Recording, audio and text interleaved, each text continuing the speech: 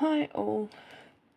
When I first properly started collecting cards, starting with the Pokemon TCG XY Steam Siege set that I've got,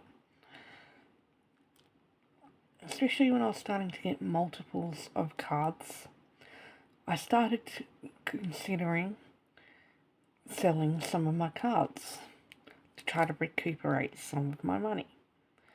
I would do this by listing the cards on eBay.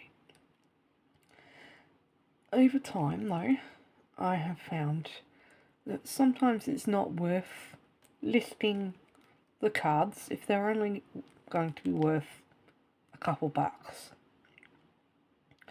Another thing that I have learnt is that cards can vary in price depending on their condition.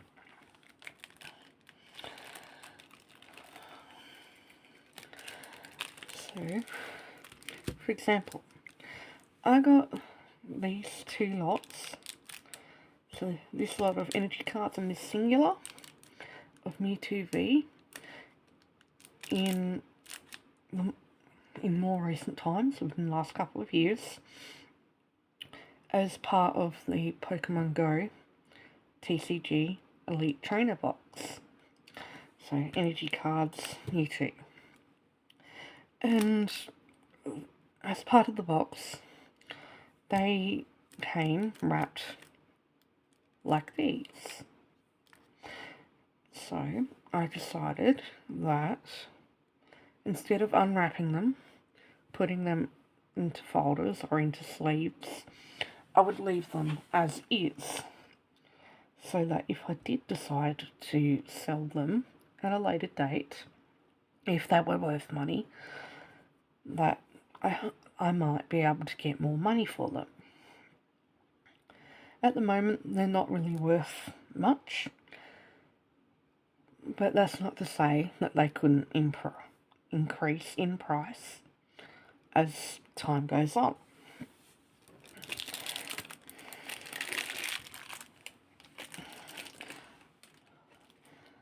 Last year, or early this year, when I bought the Blood Moon Ursaluna EX booster box, the store that I was purchasing it from was running a promotion where whenever you bought any sort of Pokemon cards, they would give you this promo pack, which contains Terrapagos, and there's also another card there, Fuecoco, I think that's how you pronounce it,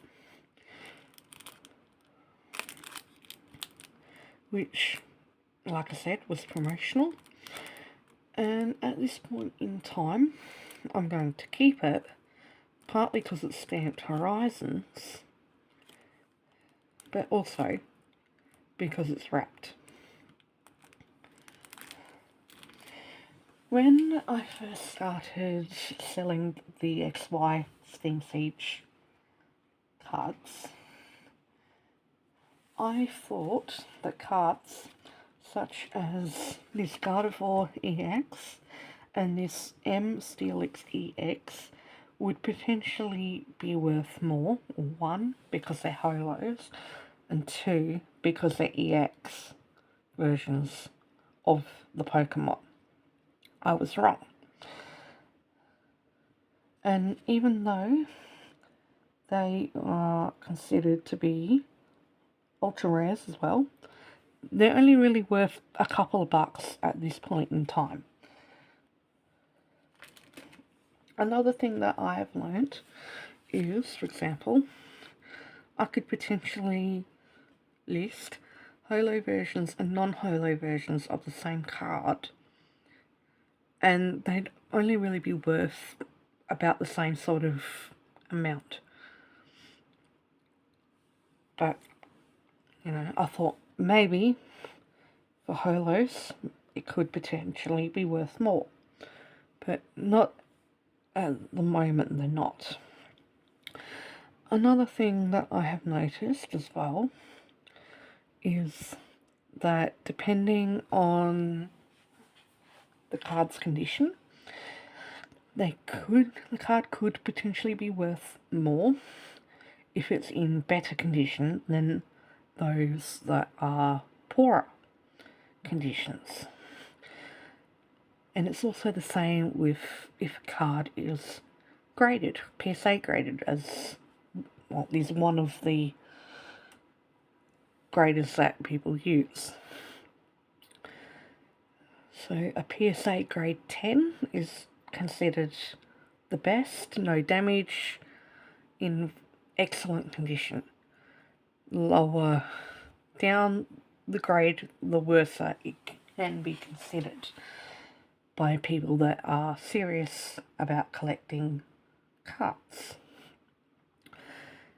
And even though people do get cards graded, it doesn't necessarily always mean that a card will go up in value.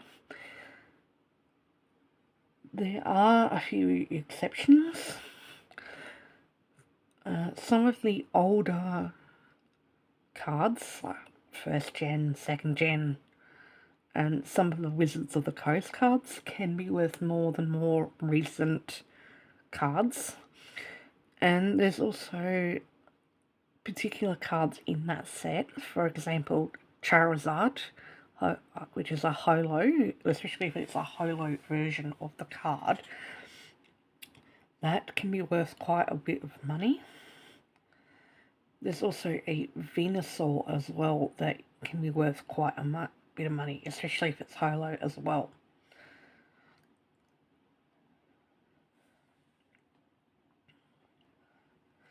Cards can also go up and down in value depending on what they are.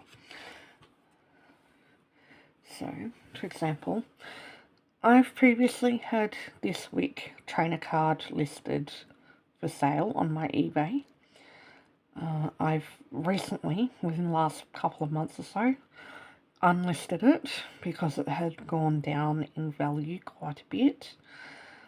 When I first listed it, it was probably an average sale of about 25 AUD, but it went down to probably less than $5 AUD, which I felt was no longer worth keeping it listed when I'd in reality only make a few bucks by the time that listing fees and postage expenses came out.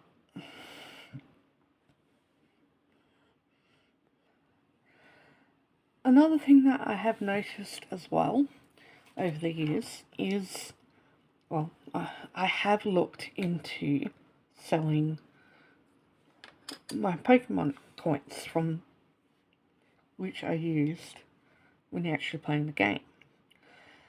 But I have looked into these coins to see if they'd be worth any money.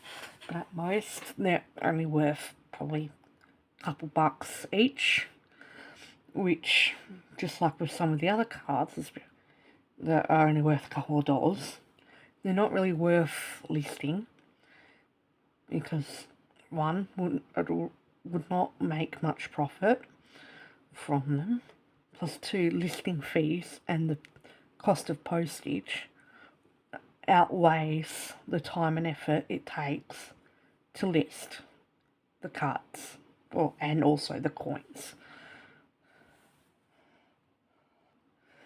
So while these coins can make some good knickknacks, as well as, whatever cards you're interested in, it's better to, if you're interested in selling cards, I find it's best to do research to identify whether they are worth any money, especially if you're in the market for turning profit.